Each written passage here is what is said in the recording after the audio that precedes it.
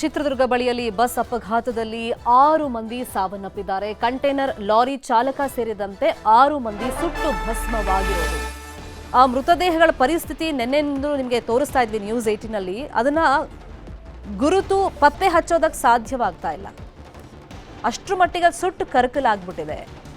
ಇನ್ನು container lorry ಚಾಲಕನ ಮೃತದೇಹದ ಗುರುತು ಪತ್ತೆಯಾಗಿದೆ. ಯಾಕಂದ್ರೆ ಆತ ಒಬ್ಬನೇ ಇದ್ದಿದ್ದು ಆ ಕಂಟೈನರ್ನಲ್ಲಿ, ಲಾರಿಯಲ್ಲಿ. ಬಸ್ನಲ್ಲಿ ಮೃತಪಟ್ಟವರ ಮೃತದೇಹಗಳ ಪತ್ತೆಗೆ ಡಿಎನ್ಎ ಪರೀಕ್ಷೆಯನ್ನ ಮಾಡಲಾಗುತ್ತೆ. ಮರಣೋತ್ತರ ಪರೀಕ್ಷೆ ನಡೆಸಿ ಇವತ್ತು ಡಿಎನ್ಎ ಪರೀಕ್ಷೆಯನ್ನು ನಡೆಸಲಾಗುತ್ತೆ.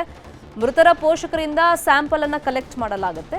ಅದಾದ್ಮೇಲೆ ಅದು ಅವಶೇಷಗಳು ಕೆಲವ್ರದ್ದು ಸಿಕ್ಕಿದೆ, ಅದ್ರ ಜೊತೆಗೆ ಮ್ಯಾಚ್ ಆಗುತ್ತಾ ಅಂತ ಹೇಳಿ ಕಂಪೇರ್ ಮಾಡಿ ನೋಡ್ತಾರೆ. ಅದಕ್ಕೆ ಸ್ವಲ್ಪ ಟೈಮ್ ಹಿಡಿಯುತ್ತೆ, 3 ರಿಂದ 4 ದಿವಸ ಬೇಕು ಅಂತೇಳಿ ಹೇಳ್ತಾ ಇದ್ದಾರೆ. ನಿರೀಕ್ಷೆ ಇದೆ 3 ದಿವಸದಲ್ಲಿ ಒಂದು ವರದಿ ಬರಬಹುದು ಅಂತ ಹೇಳಿ. FSLಗೆ ಕಳುಹಿಸಲಾಗುತ್ತೆ ಸ್ಯಾಂಪಲ್ಗಳನ್ನ ಕಲೆಕ್ಟ್ ಮಾಡಿ. DNA ವರದಿ ಬರೋ ತನಕ ಮೃತದೇಹಗಳ ಹಸ್ತಾಂತರ ಮಾಡೋಕ್ಕಾಗಲ್ಲ. ಯಾರ್ದೋ ಮೃತದೇಹವನ್ನ ಇನ್ಯಾರ್ದೋ ಮಕ್ಕಳು ಅಂತ ಕೊಡೋಕ್ಕಾಗಲ್ವಲ್ಲ, ಹಾಗಾಗಿ ಎಕ್ಸಾಕ್ಟ್ ಆಗಿ ಮ್ಯಾಚ್ ಆದ್ಮೇಲೆ ಅದನ್ನ ಹಸ್ತಾಂತರ ಮಾಡಲಾಗುತ್ತೆ. ಸದ್ಯಕ್ಕೆ ಜಿಲ್ಲಾಸ್ಪತ್ರೆಯಲ್ಲೇ ಬಸ್ನಲ್ಲಿ ಸುಟ್ಟು ಕರಕಲಾದ 5 ಮೃತದೇಹಗಳನ್ನ ಇರಿಸಲಾಗಿದೆ. ವರದಿ ಬರೋ ತನಕ ಮೃತದೇಹ ಪಡೆಯೋದಕ್ಕೆ ಪೋಷಕರು ಕಾಯಲೇಬೇಕಾಗುತ್ತೆ, ವೇಟ್ ಮಾಡಲೇಬೇಕಾಗತ್ತೆ. DNA ಪರೀಕ್ಷೆ ಆದ್ಮೇಲೆ ಮೃತದೇಹಗಳನ್ನ ಹಸ್ತಾಂತರ ಮಾಡ್ತಾರೆ. ಬಸ್ನಲ್ಲಿ ಸುಟ್ಟು ಕರಕಲಾದಂಥ 5 ಮೃತದೇಹಗಳನ್ನು ಸದ್ಯಕ್ಕೆ ಜಿಲ್ಲಾಸ್ಪತ್ರೆಯಲ್ಲಿ ಇಡಲಾಗಿದೆ.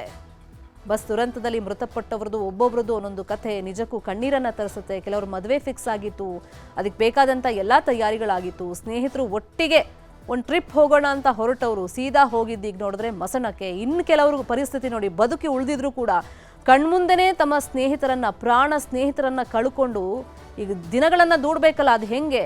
ಅಲ್ಲಿ ಕಿರ್ಚಾಡಿದ್ರು, ಅರ್ಚಾಡಿದ್ರು, ಸಹಾಯಕ್ಕೆ ಯಾರೂ ಇರಲಿಲ್ಲ. ತಮ್ಮ ಕಣ್ಮುಂದೆ ಸ್ನೇಹಿತರು ಸುಟ್ಟು ಹೋಗ್ತಾ ಇದ್ರು ಕೂಡ ತಮ್ಮ ಹತ್ರನೂ ಅವರನ್ನ ಬದುಕಿಸಿಕೊಳ್ಳಕ್ ಆಗ್ಲಿಲ್ಲ ಅಂತ ಅಸಹಾಯಕ ಪರಿಸ್ಥಿತಿಯಲ್ಲಿ ಅಲ್ಲಿ ಕೂಕೊಳ್ತಾ ಇದ್ರು. ಕ್ಷಣ ಮಾತ್ರದಲ್ಲಿ ಆ ಬೆಂಕಿ, ಆ ತೀವ್ರತೆ ಇಡೀ ಬಸ್ಸನ್ನ ವ್ಯಾಪಿಸ್ಬಿಡ್ತು.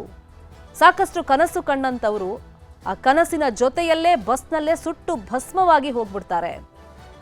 ಈಗ ಮುಂದಿನ ಪ್ರಕ್ರಿಯೆಗಳನ್ನ ನಡೆಸೋದು ಅಧಿಕಾರಿಗಳಿಗೆ ಚಾಲೆಂಜ್ ಆಗಿದೆ. ಅದು ಫಸ್ಟ್ ಈಗ ಮೃತದೇಹಗಳನ್ನ ಸಂಬಂಧಪಟ್ಟವರಿಗೆ ಹಸ್ತಾಂತರ ಮಾಡುವಂತ ಪ್ರಕ್ರಿಯೆ.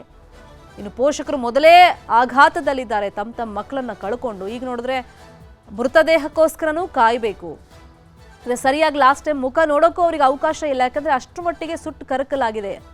ಈಗ DNA ಪರೀಕ್ಷೆ ಒಂದೇ ಆಪ್ಷನ್ ಇರೋದು. ಆ ನಿಟ್ಟಿನಲ್ಲಿ ಪೋಷಕರ ಸ್ಯಾಂಪಲ್ ಇವತ್ತು ಪಡ್ಕೊಂಡು ಅಲ್ಲಿರುವಂಥ ಮೃತದೇಹದ ಸ್ಯಾಂಪಲ್ ಅನ್ನು ತಗೊಂಡು ಅದನ್ನ ಮ್ಯಾಚ್ ಮಾಡಲಾಗುತ್ತೆ. ಅಂದರೆ FSLಗೆ ಕಳಿಸ್ಕೊಡ್ತಾರೆ. 3 ರಿಂದ 4 ದಿವಸದಲ್ಲಿ ವರದಿ ಬರಬಹುದು. ತದನಂತರ ಈ ಮೃತದೇಹಗಳನ್ನು ಸಂಬಂಧಪಟ್ಟವರಿಗೆ, ಅಂದರೆ ಅವರವ್ರ ಕುಟುಂಬಸ್ಥರಿಗೆ ಹಸ್ತಾಂತರ ಮಾಡುವಂಥ ಪ್ರಕ್ರಿಯೆಯನ್ನು ನಡೆಸಲಾಗುತ್ತೆ. ಇನ್ನು ಕಂಟೈನರ್ ಚಾಲಕ, ಆತನು ಕೂಡ ಸುಟ್ಟು ಭಸ್ಮವಾಗಿದ್ದಾನೆ. ಇನ್ನೊಂದು ಕಡೆ ಸೈಂಟಿಫಿಕ್ ರೀಸನ್ ಏನು ಈ ಅಪಘಾತ ಆಗೋದಕ್ಕೆ?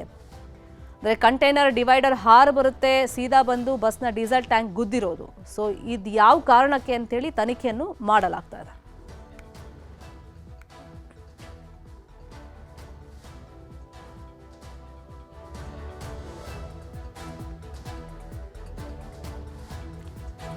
ಇದೇ ವಿಚಾರವಾಗಿ ಇನ್ನಷ್ಟು ಡೀಟೇಲ್ ಆಗಿ ಇನ್ಫಾರ್ಮೇಶನ್ ಕೊಡ್ತಾ ಹೋಗೋದಕ್ಕೆ ಫೋನ್ ಸಂಪರ್ಕದಲ್ಲಿ ಕನೆಕ್ಟ್ ಆಗಿದ್ದಾರೆ ನಮ್ಮ ರಿಪೋರ್ಟರ್ ವಿನಾಯಕ್. ಬೆಂಕಿಯಲ್ಲಿ ಬೆಂದವರದು ಒಬ್ಬೊಬ್ಬರದ್ದು ಒಂದು ಕತೆ ನಿಜಕ್ಕೂ ಕಣ್ಣೀರು ತರಿಸುತ್ತೆ. ಆದರೆ ಮುಂದಿನ ಪ್ರಕ್ರಿಯೆಗಳನ್ನು ನಡೆಸಲೇಬೇಕಲ್ಲ, ಹಾಗಾಗಿ ಇವತ್ತು ಮರಣೋತ್ತರ ಪರೀಕ್ಷೆ ಜೊತೆಯಲ್ಲಿ DNA ಸ್ಯಾಂಪಲ್ ಕಲೆಕ್ಟ್ ಮಾಡುವಂತ ಪ್ರಕ್ರಿಯೆ ಎಷ್ಟೊತ್ತಿಗೆ ನಡೀಬಹುದು? ಶರ್ಮಿತಾ, ಏನು ಚಿತ್ರದುರ್ಗ ಜಿಲ್ಲೆ ಹಿರಿಯೂರು ತಾಲೂಕಿನ ಜವಗೊಂಡನಹಳ್ಳಿಯಲ್ಲಿ ಬಳಿ ನಿನ್ನೆ ನಡೆದಂತ ಬಸ್ ದುರಂತಕ್ಕೆ ಸಂಬಂಧಪಟ್ಟಂತೆ ಇವತ್ತು ಪ್ರಮುಖವಾದ ಬೆಳವಣಿಗೆಗಳು ಕೂಡ ಇದಾವೆ. ಯಾಕೆಂತ ಹೇಳಿದ್ರೆ, ಏನು ನಿನ್ನೆ ಬಸ್ನಲ್ಲಿ ಸುಟ್ಟು ಕರಕಲಾದಂತ 5 ಜನರ ಮೃತದೇಹವನ್ನ ಇನ್ನು ಚಿತ್ರದುರ್ಗ ಜಿಲ್ಲಾಸ್ಪತ್ರೆಯ ಶವಾಗಾರಕ್ಕೆ ಶಿಫ್ಟ್ ಮಾಡಲಾಗಿದೆ.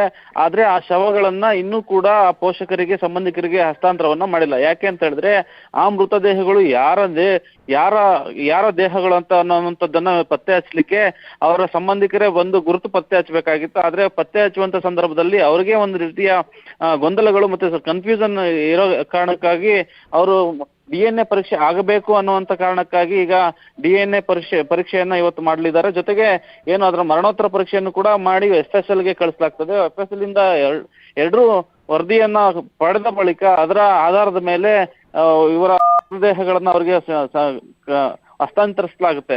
ಅಲ್ಲಿವರೆಗೂ ಕೂಡ ಏನು ಮೃತದೇಹಗಳು 5 ಜನರು ಇದ್ದಾವೆ, ಅವನ್ನು ಏನು ಜಿಲ್ಲಾಸ್ಪತ್ರೆಯ ಶವಾಗಾರದಲ್ಲಿ ಯಾವುದೇ ಹಾನಿ ಆಗದಂತೆ ಇಡ್ಲಿಕ್ಕೆ ವ್ಯವಸ್ಥೆಯನ್ನ ಮಾಡ್ತಾರೆ. ಅದ್ರ ಜೊತೆಗೆ ಏನು ಅಲ್ಲಿವರೆಗೂ ಕೂಡ ಪೋಷಕರು ಕಾಯುವಂತ ಅನಿವಾರ್ಯತೆ ಎದುರಾಗಿದೆ. ಶರ್ಮಿತಾ, ಥ್ಯಾಂಕ್ ಯು ವಿನಾಯಕ್, ಈ ಕ್ಷಣದ ಮಾಹಿತಿಯನ್ನು ಕೊಟ್ಟಿದ್ದಕ್ಕೆ.